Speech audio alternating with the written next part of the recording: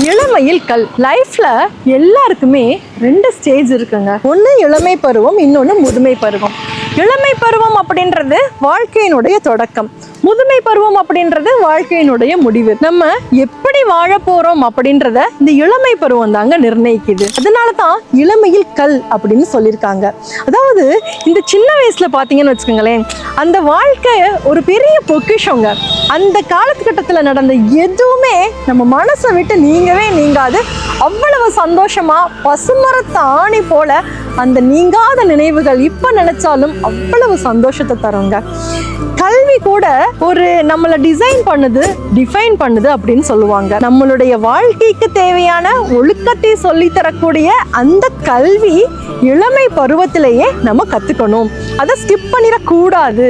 அதனாலதான் ஔவையார் சொல்லியிருக்காங்க இளமையில் கல் அப்படின்னு சொல்லி. இது போன்ற சுவாரஸ்யமான தகவல்களுக்கு தமிழ் மயத்தோடு இணைந்திருங்கள்.